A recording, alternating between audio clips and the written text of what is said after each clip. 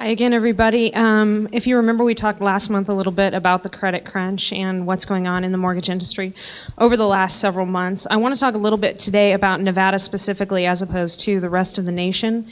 Most of you have probably heard that after our meeting last month, the Nevada legislature passed AB 440. Which is basically a bill that is making stated income loans much more difficult to obtain in the state of Nevada. Essentially what the bill says is that, number one, it expands mortgage fraud to be a felony in the state of Nevada. Number two, it makes lenders or mortgage brokers responsible for somehow verifying the income of stated income loan applicants in this state.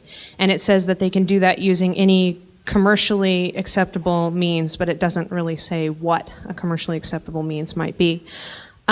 This doesn't necessarily mean that you're not going to be able to get a stated loan in Nevada, but what it does mean is in the aftermath of this, Wells Fargo, and then one by one, most of the other national lenders, WAMU, issued statements saying that they would no longer, as of October 1st, do stated income loans in the state of Nevada until the situation was clarified or resolved by the Nevada State Legislature.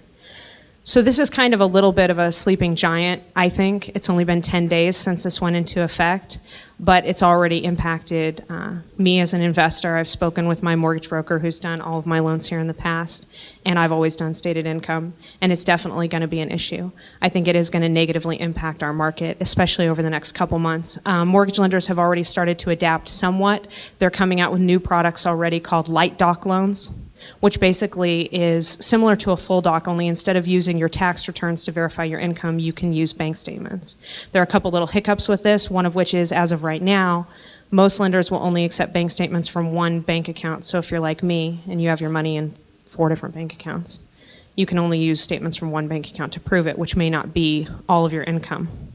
So that's a huge deal in the state of Nevada. The state of North Carolina actually enacted similar legislation several years ago, and it completely killed their real estate market for several months. And then the legislature went, oh, that was a bad idea. And they repealed the law, and then everything went back to normal. Nationally, we talked last month about collateralized debt obligations and how the secondary market has been unwilling to purchase those.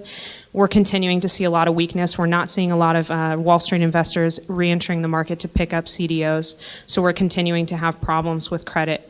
We are seeing that jumbo loans are becoming a little more available than they were last time, but your interest rates are 7.58%. To give you a little bit of perspective on that, historically, the interest rates for a non-conforming loan are within 0.25% to 0.3% of a conforming loan. Right now, they're 1.25% to 1.5% higher.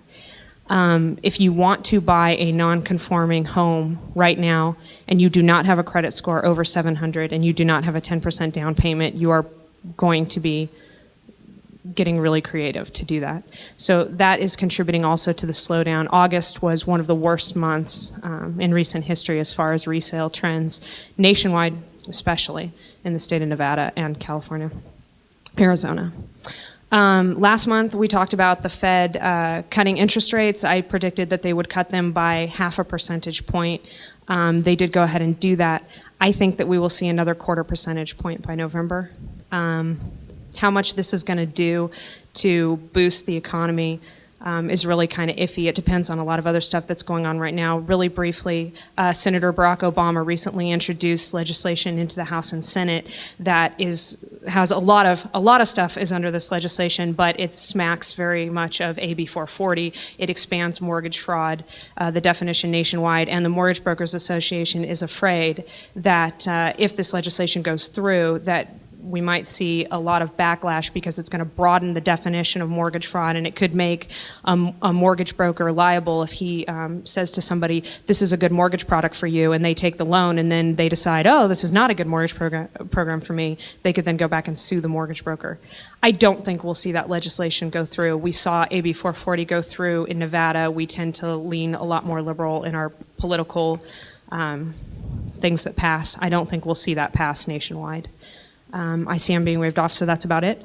But if you want a little more information, you can go to www.narreia.com, and biweekly I do a report on the mortgage industry. You can read about it there.